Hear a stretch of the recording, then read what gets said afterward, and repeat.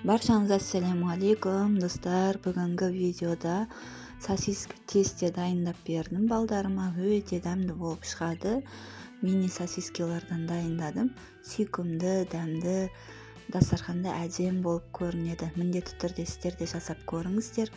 Ол үшін бізге қамырынан бастаймыз. Ұн, сұйық май, тұз, қант, дрожжи, сонымен қатар жылы сүт қажет болады. Сүтімізге тұз, қантымызды, ашытқымызды салып, жақсылап тұрып араластырып аламыз.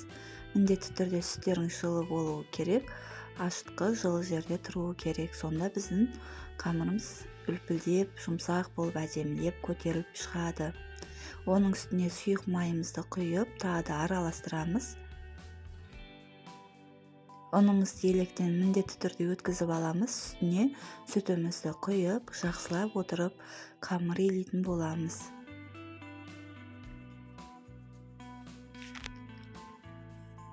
Қажетті құрамын төменге жазып қоямын. Сол жерден қарап, жасап көріңіздер. Иленген қамырымызды бетін жауып, жылы жерге көтерілгенше қойып қоямыз.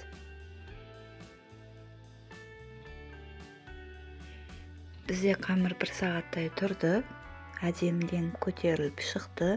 Енді осы қамырымызды алып жаятын боламыз.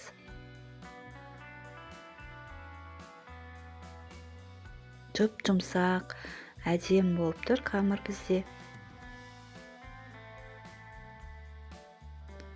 Осы жерде айта кетейін, бұл қамырдың құрамы, яғни үлкен сосискаларға арналған 15-16 штук шығады.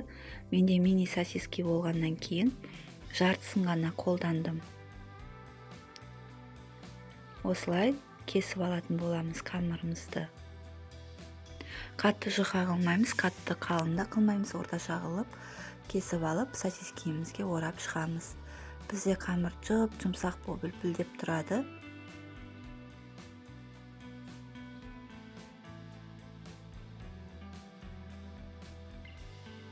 Барлығын орап болғаннан кейін бетін жауып 10 минутқа қойып қоямыз.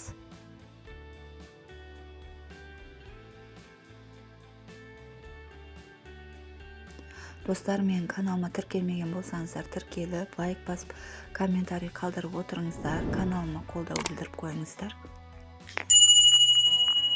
Осылай арасында үзіліп кетуі мүмкін, ешнәрсе етпейді.